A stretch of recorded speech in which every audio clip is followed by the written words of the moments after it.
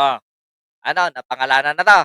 Sabi ko sa inyo 'pag hindi nagsalita 'to, 'pag hindi umamin hanggang Sabado, ako magpapa-ano dito, ako ang magpapakilala sa inyo. Alam ko na kung sino 'to. The first time na naibinato sa akin, ito, dinaan ko lang sa blind items, na ito si Representative Nicanor Briones ng AGAP Party List. Hindi ako nakakapasok ng sabungan. Hindi naman issue dun ng sabungan. Ang issue dun, bakit ka nanood ng sabong habang nasa ikaw ay plenaryo? Tanga! Hindi ako mahilig sa sabong. Hindi siya mahilig sa sabong, pero inamin din niya mismo na siya ay pinag sponsor sa derby. Okay.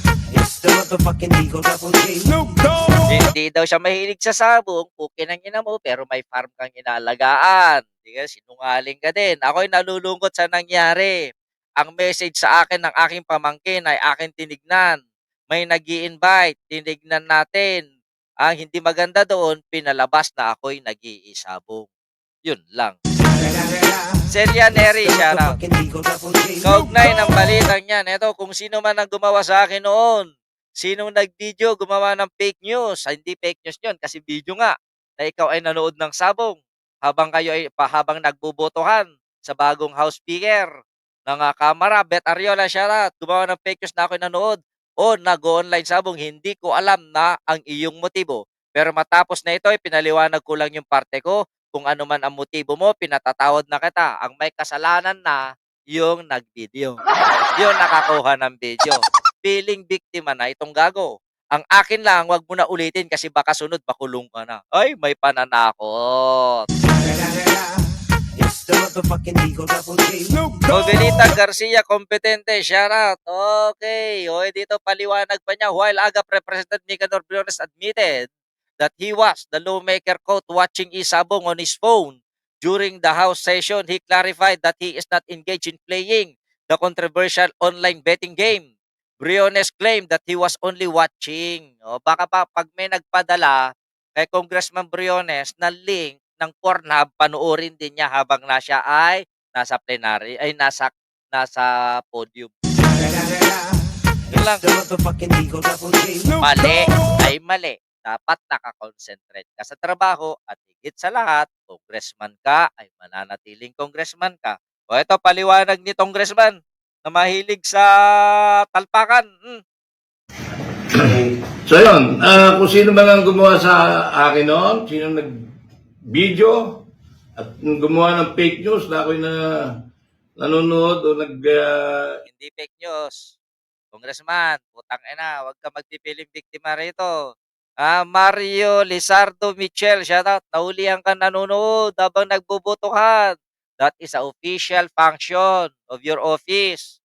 Kaya ka nga representative ng iyong party list para makipagpartisipa sa mga nangyayari sa Kamara. Hindi ka binabayaran para manood ng sabong. Tanga. Hindi ka pinapasahod para manood lang ng sabong. Sabihin mo man yan na ipinadala ng pamangkin mo, bakit hindi ka At saka pinaka-ayokong sagot niya, Don Keng, shoutout. Ayokong pinaka-alibay dito, yung naboring daw siya. Putang ina, kung naboring ka, bakit di ka pa mag-resign? Kung naboboring ka na sa trabaho mo, magbitaw ka na. Ganun lang yun. Huwag niyong idadahilan na naboring ka. Naboring ka, nanood ka ng sabong. Naboring ka, sa susunod. Meron pa, nagbibilyar, nag-8 ball. Na nakita, sino naman yung panutsa na yun. Diba? Kung naboboring ka na, hindi mo na kayang gampan ng trabaho, huwag ka nang tumakbo, burahin mo na yung party list mo, ganun lang. online sabong, hindi ko alam kung anong iyong motibo. Pero tapos na ito, ako pinaliwanag ko lang yung party ko. Hindi. Teresa Elamil, shoutout. Dream Ogham, shoutout. Sa akin, bigyan ito ng dapat bigyan ito ng karampatang sanction. Kasi gagayahin. Hindi na tayo magtataka. Duresa, sino yan? Hello Sir Bagtin, watching from Nevesia. Duresa si Aguilar, shoutout Mohamed Iqbal. Nagpapalusot pa ang gunggong, caught in the act na nga. Kaya kapiling na siya, biktima na lang eh. Sa susunod, wag na tayo magtaka. Kung may makita tayo, may matiklo tayo, nanonood ng Pornhub, nanonood ng Viva Max. sumasaglit sa CR para magparao. Tangina ng mga congressman 'to, lalong-lalo na 'to. Kung ano man ang motibo mo, pinatatawad na kita. Ang akin lang ang masasabi, huwag mo nang uulitin dahil baka sa susunod makakulong ka na. Ngayon po, hindi nyo kakasuhan, Hindi sir. na. Tangina ano ikakaso mo? Hindi nga, anong ikakaso niya? Hindi nga. Hindi, ang nagpalabas nito, Daily Tribune. Nauna. Actually, nauna lang yata sila ng ilang minuto kaysa sa atin. 'Di ba? Mike Angelo Cobar, tama ka idol, tamba kasi. Tamba kasi yung nasa Duterte na yan eh.